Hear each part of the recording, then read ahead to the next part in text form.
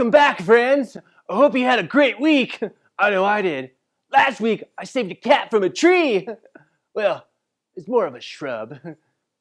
Actually, the cat was just sitting on the ground and followed me into the house. I also had a peanut butter and jelly sandwich. But I ran out of jelly, so I guess it was just a peanut butter sandwich. Also ran out of milk. Cat drank it. Darn cat! Anyway, I hope you guys have been working on what you learned from Mrs. Strong. I know I've been working real hard.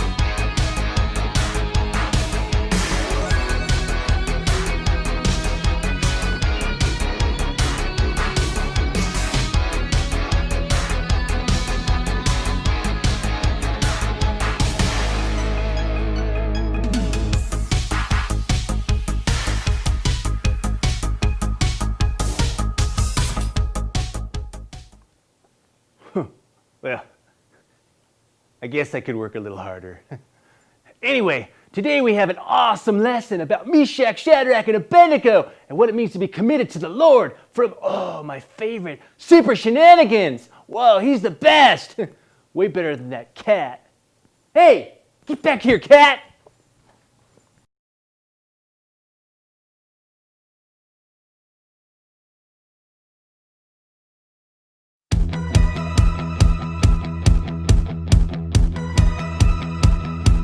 There is only one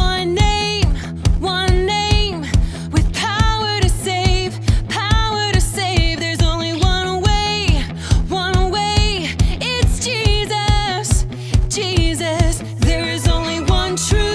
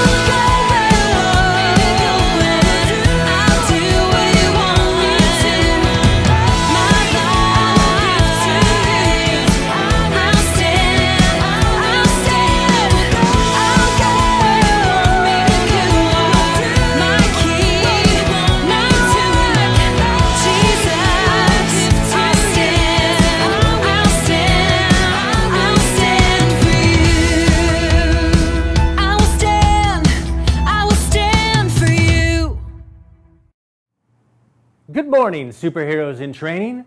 Today we're going to hear a story of commitment.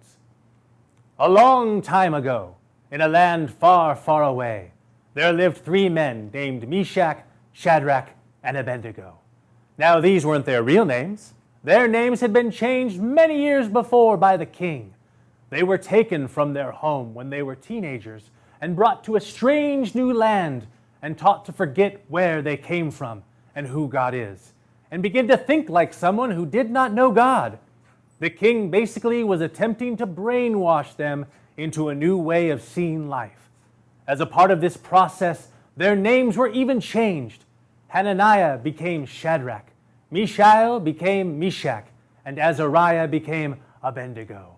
But despite all the king's attempts to try and have them forget who they were and how great God is, they never forgot who God is and never stopped worshiping him with their lives. They never stopped living out the commitment they had made to trust in God. Now, many years after they were taken from their homes, they would face their ultimate challenge, the greatest test of their commitment and faith in God. And the story goes like this. Now, King Nebuchadnezzar had a gold statue made. The statue was 90 feet high and 9 feet wide. He set up the statue on the plain of Dura in the area of Babylon. Then the king called the important leaders, the governors, assistant governors, captains of the soldiers, people who advised the king, keepers of the treasury, judges, rulers, and all the other officers in his kingdom. He wanted these men to come to the special service for the statue he had set up. So they all came for the special service, and they stood in front of the statue that King Nebuchadnezzar had set up. Then the man who made announcements for the king spoke in a loud voice. He said, "People, nations and men of every language, this is what you are commanded to do.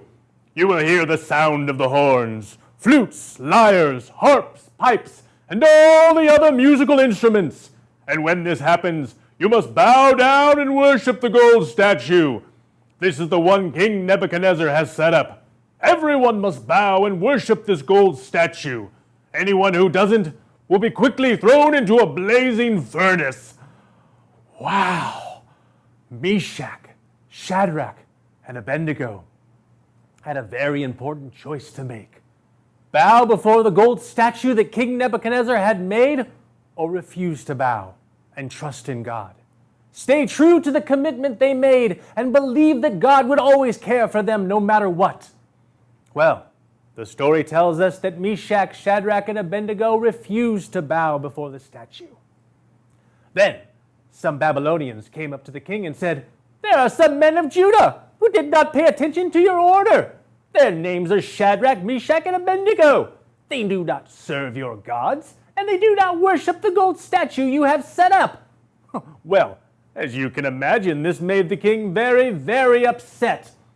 It says Nebuchadnezzar became very angry, and he called Shadrach, Meshach, and Abednego and said, "Shadrach, Meshach, and Abednego, is it true that you do not serve my gods? And is it true that you did not worship the gold statue I have set up? Now I will give you a second chance, but if you do not worship it, you'll be thrown quickly into the blazing furnace, and no God will be able to save you from my power." But do you know what they did? This is one of my most favorite moments in the whole Bible. They responded, "Oh, Nebuchadnezzar, we do not need to defend ourselves to you. You can throw us into the blazing furnace. The God we serve is able to save us from the furnace and your power. And if he does this, it is good. But even if God does not save us, we want you, our king, to know this. We will not serve your gods. We will not worship the gold statue you have set up." Wow, now that's what I call commitment.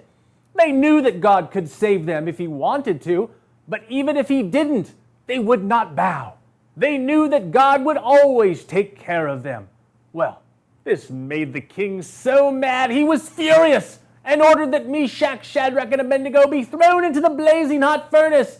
And they were, clothes and all. But then, something truly amazing happened. King Nebuchadnezzar was very surprised and jumped to his feet. And he asked the men who advised him, "Didn't we tie up only 3 men? Didn't we throw them into the fire?" They answered, "Yes, our king." And the king said, "Well, look, I see 4 men. They are walking around in the fire. They are not tied up. They are not burned. And the 4th man looks like a son of the gods." Then Nebuchadnezzar went to the opening of the blazing furnace, and he shouted, "Shadrach, Meshach, and Abednego, come out! Servants of the Most High God, come here!" So Shadrach, Meshach, and Abednego came out of the fire. The fire had not harmed their bodies. Their hair was not burned. Their robes were not burned. And they didn't even smell like smoke. They had shown great commitment to God. Total belief that God could do anything. And what makes this story so amazing is that because of this commitment and faith, others saw how great God is. They would tell the story of Meshach, Shadrach, and Abednego, and it would change people's lives. So remember, young superheroes in training, as you continue on your journey, you can show the same commitment that Meshach, Shadrach, and Abednego showed and change the lives of others. And as a hero, we vow to show strength through character, bravery against all odds, and remain committed to our paths in times of hardship.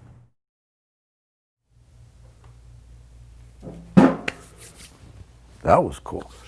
Oh, hi. You know what? I almost forgot you were coming in today. Wow, I'm so excited to have all you superheroes in training here because, we're going to do some cool stuff today with STEM. That's science, technology, engineering, and math. Now, I know some superheroes just have superpowers, but there's also some superheroes that just use science. I mean, Iron Man. Come on, Tony Stark doesn't have any powers, but he uses all his knowledge of science.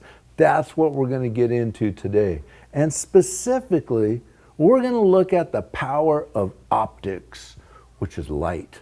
And we're going to use light, we're going to use light to fool people, to fool ourselves. And I just want to show you a couple things. First of all, we're going to start out with a simple glass, some water, and a pencil. Now, you put the pencil in the glass, and I want you to watch what happens when I pour the water in the glass. No, the pencil's not going to explode. Don't worry about it. But if you look at it right from the side, right from the front there, it looks like the pencil is broken. And the reason it looks like the pencil is broken because light bends when it goes from air to water, and then it bends again when it goes from water to air. So the light that you see bouncing off of that pencil comes from, or looks like, it comes from 2 different places. No, the pencil's not really broken, see? But when you put it in water, it looks like it is. Now there's a number of things we can do with water, with light and water, that are gonna kind of fool with your brain. So we're gonna look at a couple more of these here.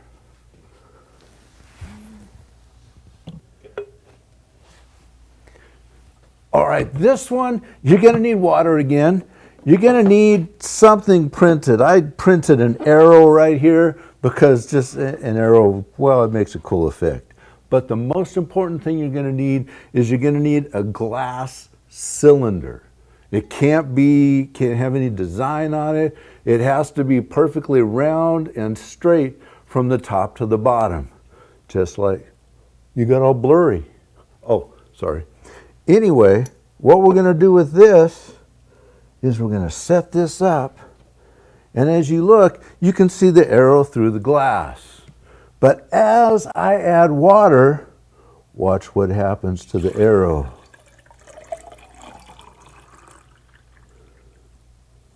Whoa, the arrow is now pointing the other direction. You could put this in front of a sign and get people completely lost. The reason this happens is the same reason that we had before, except because the light bends going through this circular container here, it actually flips around the image. So what you think you are seeing is the arrow pointing one way, but the arrow is really pointing the other way. Just another little, what we call an optical illusion.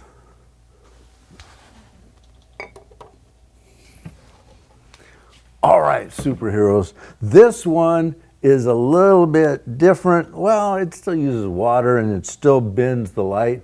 But what you're going to need, again, you're going to need your water. You're going to need a cup, but this time it needs to not be clear. It needs to be opaque, which means it stops the light. And then you're going to need a penny or some other coin. Now, what you're going to do is you're going to take the coin, put it in the very bottom of the cup. Just set it in there so it's right in the center of the cup. And then you can even like have some fun with your friends or your parents and say, now get back here so you can't see the penny. And once they're at an angle where they can't see the penny in the bottom, you're going to say, I'm going to reveal that penny to you without you moving and without me touching the cup. Then all you have to do, very carefully, start pouring water in the cup. And again, because of that principle of refraction, all of a sudden, they'll be able to see that penny in the bottom, because the refractive properties of light as it goes from water to air bends that light so it doesn't go straight out, it goes up and then it bends to reach their eye. So even though it's not in line, they can still see that penny.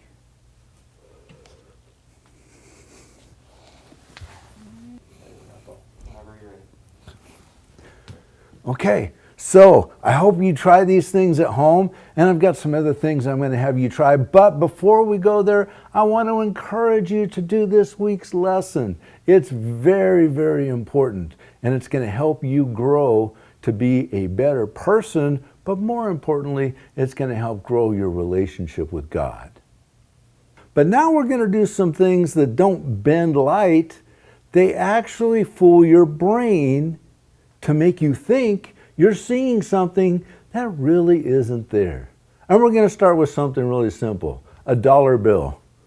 What you need to do is you need to start with a dollar bill, just a regular dollar bill, and then you find George Washington's nose, and then you're going to fold it back right on that nose and make a nice crease right there. And then you're going to go just a little bit more and fold it back and fold it back. So you end up with this little M shape in the dollar bill. Now, you're ready to say, open that up. You're ready to go up to someone and say, hey, I bet you I can make George Washington smile. And people will go, what? What are you talking about? Look. You say, see the picture of George Washington? Watch, I'm going to make him smile. Now, what you have to do, you hold this, but instead of pulling out, you make sure those little wrinkles are there. And if you want to make him smile, you simply turn it this way a little bit, and George looks like he's smiling. And you say, oh, I can make him frown too. George isn't too happy. So you turn it this way, and it looks like he's not happy. So, smile, frown. If you really want to go to lengths, you can go, I'm going to tickle him and make him smile. Tickle, tickle, tickle, tickle, and then, okay, well, that was just silly. But you get the idea. Now, he's not really smiling or frowning, but our brain starts to think that just because of the angle that things look like they are. So, that's one thing you can do. Now let me show you a couple more. This one's simple. You don't need anything at all. All you have to do is look at a far wall, look at something a little bit away, pick a point, maybe something on the far wall of the room. Watch that point and then take your fingers and put them together just like that. And then, still looking at that far wall, lift your fingers up. And what you should see, it looks like your fingers have like a separate weird finger between them. And then, still looking at that far wall, don't look at your fingers. If you pull your fingers apart a little bit, it looks like you've got this weird finger with 2 fingernails on it floating in midair. Don't try to bite it because there's nothing there.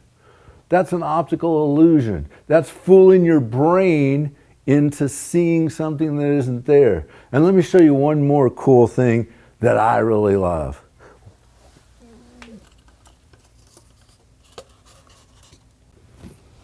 All right, kids, we got one more thing to fool your brain. This one, you're going to either need an empty toilet paper tube or an empty paper towel tube. I like the paper towel tube. Now this one, you can't see it, just like the fingers in the air thing. You have to do it yourself. But let me explain what you're going to do. If you have a paper towel tube, you're going to put it up to one eye. Make sure both eyes stay open. Very important. You put it up to one eye, and then you hold up your hand just like this, and you move it over next to the tube about halfway down, and all of a sudden it will look like there's a hole right through the middle of your hand. Don't worry, it's not there. It just looks like it. You're fooling your brain into thinking that something is there that's not. If you're using a toilet paper tube, you can do the same thing. Remember, both eyes open, but put the hand, well, put it right about the end of the tube. And it look like there's a big hole right in the middle of your hand. Just weird. A way to fool your brain into thinking, well, you're seeing something that you're not.